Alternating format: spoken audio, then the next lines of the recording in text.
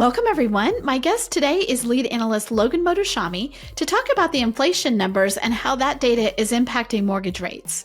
We'll also talk about a possible trade war and housing inventory. Logan, welcome back to the podcast. The chart daddy's here in Scottsdale, Arizona, and I literally just got off a stage and ran to my room to come here. And unlike someone, I'm making an effort to get to the podcast when I'm on tour. Oh my gosh, I am making all the effort. This is the first week that you're going to be on the podcast 3 times this week. So exciting. We don't normally have this episode. So excited to now have this as part of our regular rotation. Logan Mohtashami, lead analyst, 3 times a week. Triple the action with the chart daddy. It doesn't get any better than that. Okay, there you go.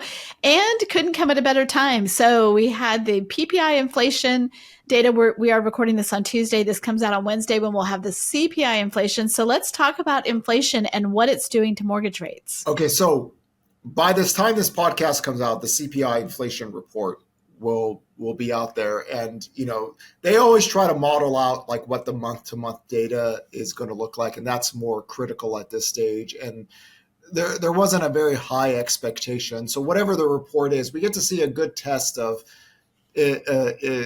how is this going to impact rates now since it's elevated. And I think today was a really good example. The PPI inflation number came in lower than estimates. Did nothing to the 10-year yield, right? And by the way, do you know how many people are talking about you coming after me with paper, rock, scissors thing? Anytime I tease you, people are like, they feel like I'm picking on you. Sorry, I'm not going to stop. That's the public. That's just the public's. There you go. We just have that relationship where people think you're just, bossing me around all the time. I am your boss. I will continue bossing you. So. Okay. All right. Fair enough. But paper, rock, scissors, labor over inflation, right? So in a normal setting, maybe the 10-year yield would have gone a little bit lower. Mortgage rate pricing very stable, right? 7.25 right now as we speak. It's at the high peak forecast for 2025. But I think right now what we see is that let's do a hypothetical. If jobless claims didn't just fall the last few weeks, and they were heading toward 300, like 265, 273.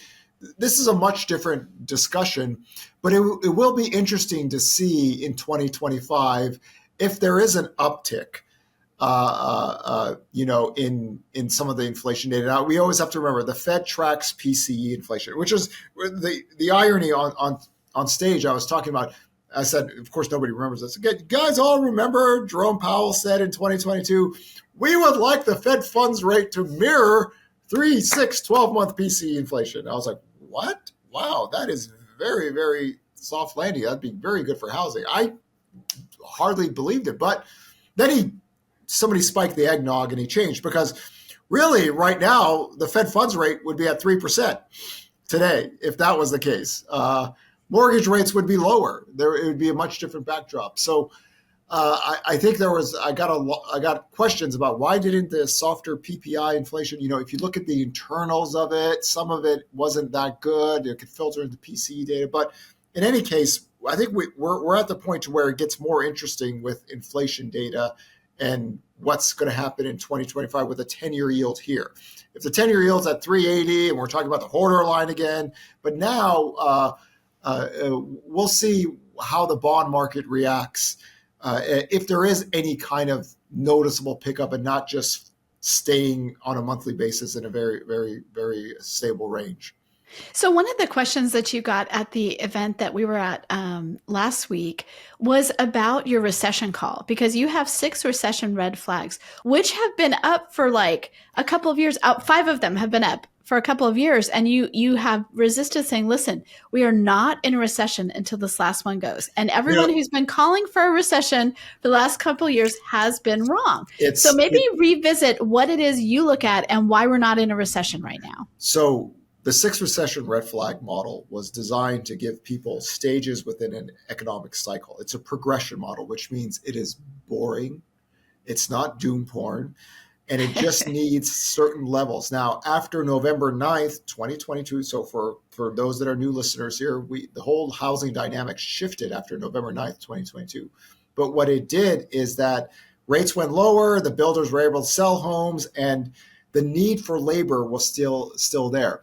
Well, what's occurred now in 2025, and on the Newer Tour, we always show the chart, residential construction workers typically lose their jobs. Manufacturing also already lost in 2024. So those two are labor triggers in kind of the recession red flag model. So the reason I'm highlighting this is because builders aren't the march of dimes. Here in Arizona, we had builders listening, and the completed units are increasing. The permits are at recession levels. So once the units are completed, kind of do the math. There's no work there. So technically they would be unemployed. And you don't necessarily need like hundreds of thousands of jobs to be lost. Just the slowdown in that sector with manufacturing will bring the private payrolls even lower. If Trump fired the government workers, then you got, then you got the unemployment rate above 4.3%, the Fed's peak target, and then you got a different conversation there. But we're not there. And I think people visually seeing the residential construction charts is like one of those things where you go, wow, oh man, it really is a recession indicator. So yeah, construction workers are, because you think about construction and manufacturing, when the cost of capital is too much, it doesn't make sense to do business. Like unless you're a terrible business person or you want to get losses, you run a business that way, but when it makes sense, you're good for it. Like the builders, 6% mortgage rates. Yeah, it makes sense. I could sell these homes. Now, it's a little bit iffy. So that's why we highlight that. And I get it. It's not exciting. Sarah, what do we say? Economics done right is boring. If you do it right, it's boring. I try to make it as entertaining as possible, but there's limits to, how much fun we can make it. And that's why that we constantly show those residential worker charts, because it has a very good historical precedence. I think a lot of people I know put all their weights on inverted yield curves. And what we always talk about, we don't listen to middle-aged men podcast stock traders. So the inverted yield curve has actually never had a recession in recent history without, construction workers losing their jobs going into recession. So we're trying to make as much sense as it is, but we started the year at such a unique level, and we have already seen today. I saw just on social media that Trump's team is starting to talk back some of the tariff, percentages or stuff like that, just to maybe, because it's different. If the stock market is falling and the 10-year yield is rising, it's a different backdrop. Why? Because the economy was in expansion, the stock market was doing well. So when you're taking in control, you have to be a little bit more mindful. This is why we did that podcast. Trump is a little bit more mindful, and so is his economic team, because what happened last time, just the tactical trade war tap dance created business investment to fall, right? And we had more negative job revisions about that period of time. So there's enough precedent to see, okay, let's make sure we keep everything intact. Or if the economy got weaker, again, housing is going to outperform every other sector if the economy got weaker and people go, well, who's going to buy a house? There's 162 million people working. You're never going to possibly lose enough jobs for that to matter in big scale terms. So, you talk about the trade war tap dance, and that's what you coined that phrase last time, because we did expect like this, really, there could be some bad things happening. And what ended up happening with the trade war, you called it a tap dance to kind of like bring it down to like, it didn't end up having this huge economic impact. Well, I mean, it had a huge economic impact for business investment. It didn't create the inflation that some people said. And just remember, tariffs are taxes. They're one-time price adjustments. Unless you get a big trade war and everyone's, jacking up their prices or, look at it in that. That's why inflation didn't take off in, kind of the 2018-19 timeframe. So tactical, if you think of it as a tactical program to try to get better deals, then the whole thing makes sense. But even when you try to do tactical, then you're just like, it's a different point of the economic cycle to kind of roll the dice. And when you think you could control Mother Marketplace, right? She is a unbelievable creature. She'll just roll right over you. So you have to be a little bit mindful of that. Interesting. I think the thing that underscores all of this is how well the American consumer in some ways is doing, right? The reason that, we don't have, the economy is not failing is because you still have consumers spending a good amount of money. Homeowners. What are these charts we do on the Nerd Tour? Yep. Every time we end one of these events, everyone goes, I did not know homeowners were doing so good. They are the bulk buying class of our society, of our economics. Renters is where we see the stress is. And what's the benefit? Again, what was the benefit of housing? Fixed debt cost, rising wages. Why are homeowners in America better on paper than any other civilization in the history of planet Earth? Fixed debt costs, rising wages. As your wages rise, debt costs, you have an advantage. You have an unfair advantage. That's why housing is very subsidized, right? The 30-year fix, mortgage interest reduction, everything. Could you imagine an entire country, not 65%, but an entire country in that time frame? But it's one of these things where short-term rates and mortgage rates going up in a consumer profile like us, where a lot of people have fixed long-term debt costs and not a lot of utilization of home equity lines, or we didn't have the second home equity line purchase market like we did in the run-up to 2008. It's a much different consumer backdrop. And again, the unsung hero of the 21st century in America, it's not just Mark Calabria. By the way, Mark Calabria, thank you for not having Freddie and Fannie in conservatorship when COVID happened, because you did such a wonderful job giving forbearance. The government did a great job. I know you're going to hate me saying that, but thank you for making a great thing for America. But the 2005 bankruptcy reform laws and the 2010 qualified mortgage laws changed the landscape. And even today, I would still say this. This is the most untold story in American economics, were these two laws that changed the landscape. And you have to remember, we had the longest economic and job expansion ever recorded in history in the last decade. We wrote the COVID-19 recovery model April 7th, 2020, because I said, y'all don't understand. These people are doing good. We plugged the holes, the 20 to 30 million people unemployed. What are we worried about? That's part of it. Interesting. Okay, well, let's switch a little bit and talk about inventory. Okay, we had our housing market tracker this last weekend. Where are we with inventory? So inventory fell, but it's the seasonal inventory period. I think what we want to focus on for 2025 is that usually inventory bottoms out late January, early February, and then we get that rise. The past few years have been a little bit more different. Like 2023 was awful. It was like April 14th or something, where inventory bottomed. The new listings data was running at all-time lows. So we're going to find that base to where we see, and this is why the tracker was created, to keep everyone at bay. I'm hoping the inventory bottoms out in January and February, and then we have the seasonal increase. Because last year was good. Last year, the best thing for me in housing was the inventory growth. And look, home prices didn't crash. Oh my God, it was not 2008. Inventory grew. And it's interesting because in the presentation today, I showed how common it was in previous decades to have rising inventory and rising sales. And people just didn't know that. They're like, oh, I thought inventory rising is bad. No, it is. Here it is. Here are oh my Lord. And we had some of that last year. It was like there's a picture of me and Belinda Carlisle together. Heaven's a place on earth. And we look good together, by the way. Yeah, and you do. I think the first time I saw that picture, I was like, I wonder if that's his wife. Yeah. And then what happened was we had a few weeks that inventory rose and sale rose. We haven't been able to get that a lot after 2010. Usually because, most sellers are buyers and mortgage demand picks up. But it was so refreshing to see inventory grow on the weeklies and demand grow that it was a glimpse of my heaven is a place on earth. Like if that could happen again, the whole paradigm discussion changes. It's just been so hard to get something like that after COVID.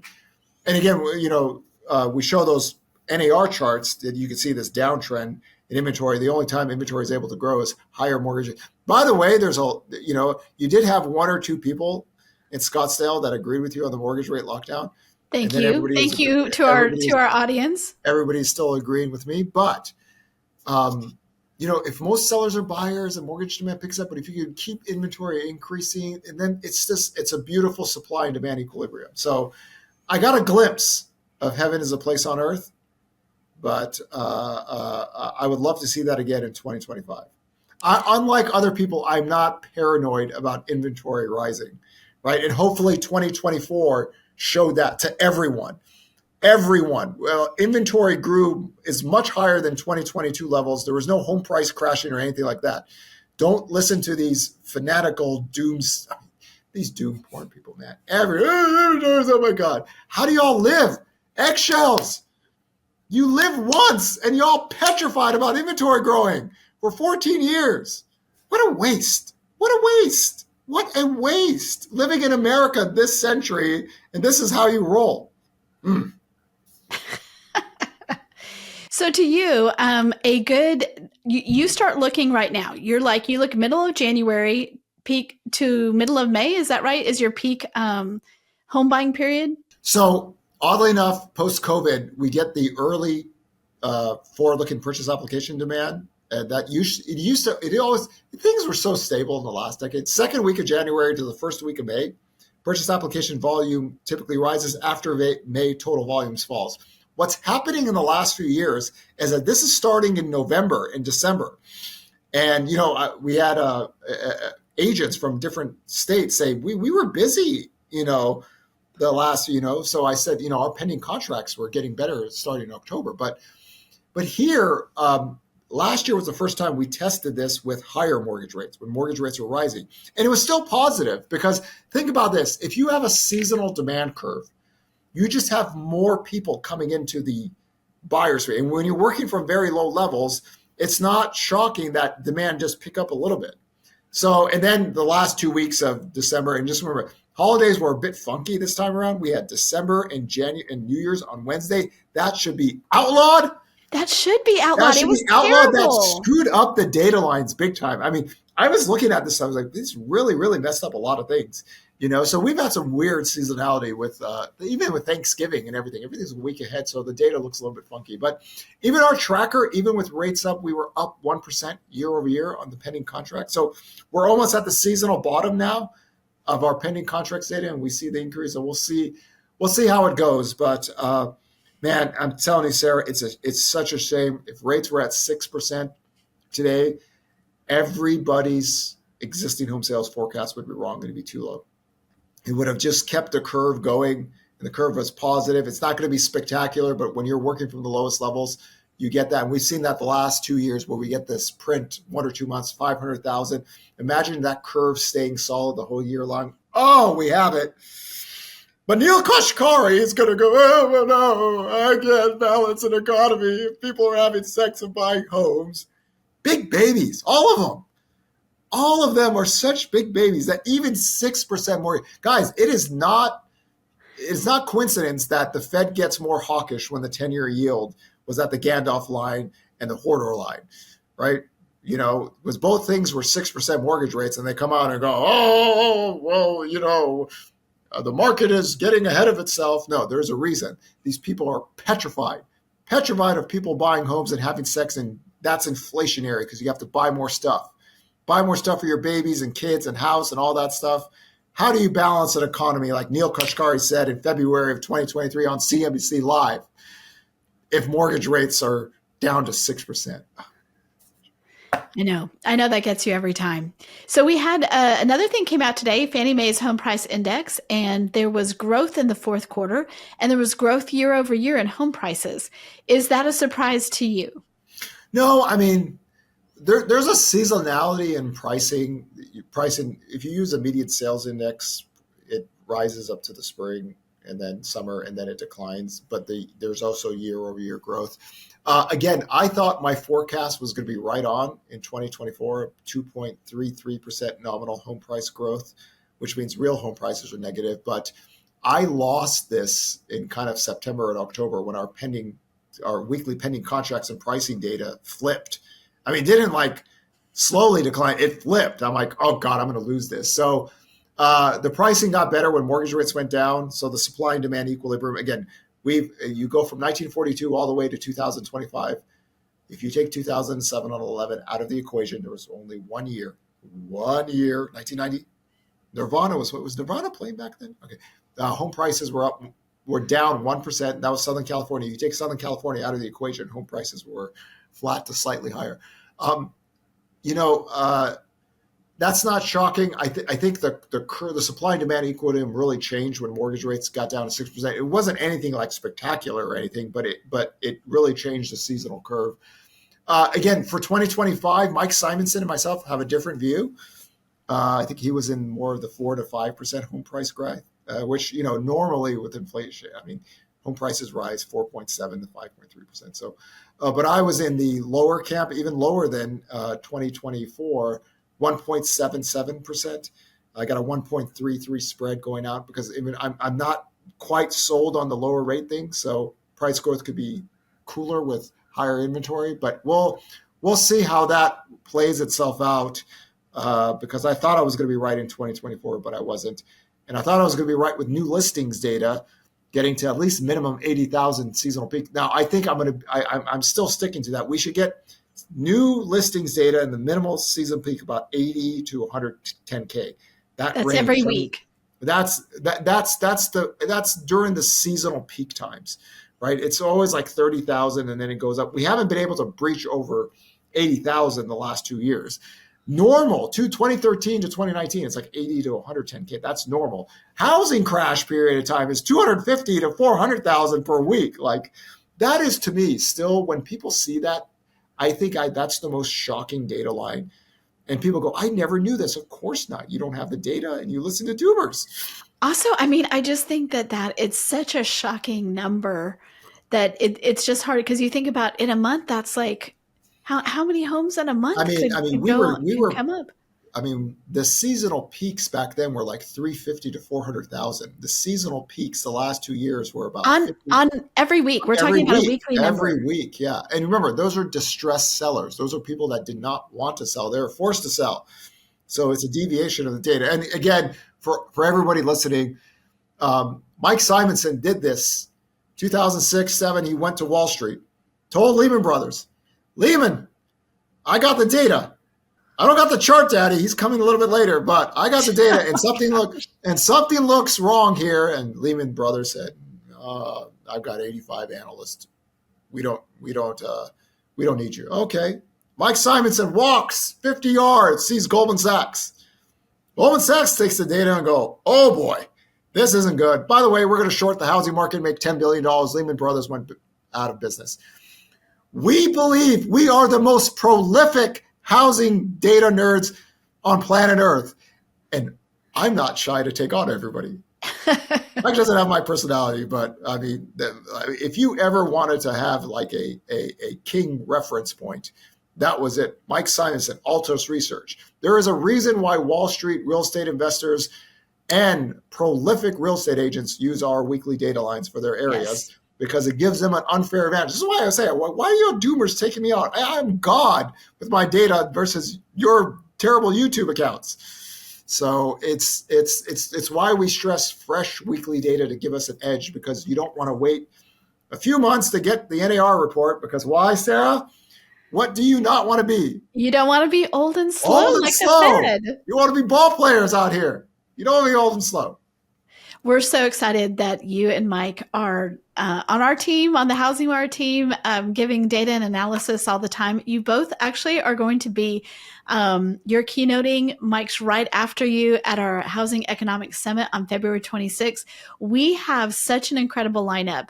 It starts out strong with you guys. It just keeps going. Yes, and Selma from CoreLogic, yep. Daryl from Redfin, Jessica, the behavioral economist for the NAR is going to be there, Lisa Stratovin from MLS Bright. We have a lot of talented people in one day, which is really rare to have everybody talk in one day. And it's really interesting because Daryl is also part of the Federal Reserve Board in Dallas, you know, so. I We will also definitely. have people coming on to talk about like what does it look like with GSE conservatorship, and we'll know by then. We'll know. So starting next week, it's going to be really interesting because Donald Trump has said some things about like, hey, here's our day one agenda. So day one, he gets inaugurated on Monday. Tuesday is kind of his day one, and so we'll start to see like what was talk, what is going to be possible in some of these really key areas for the housing economy. So Yeah, yeah, excited to start that next week. that's always a big question. Just remember, if the GSEs do go out of conservatorship, it's something that's going to take some time. And also, it looks like they gave up the idea of not having the Treasury back them up. They simply just can't raise 250 to 350 billion dollars and have a functioning system, because we all see when credit stress happens, banks retreat back. And Right. during COVID, that wasn't the case because they were in conservatorship. That's why one of the unsung heroes in the history of America was Mark Calabria, because he didn't get Freddie and Fannie out of conservatorship, and they were there for the American people. And thank you, Mark. Thank you for your service. I like how you're thanking someone and trolling them at the exact same time. You know how I do it. I do know how you do it. Okay, Logan, thank you so much for being on. We will talk to you again in just a few days. Thanks for being on.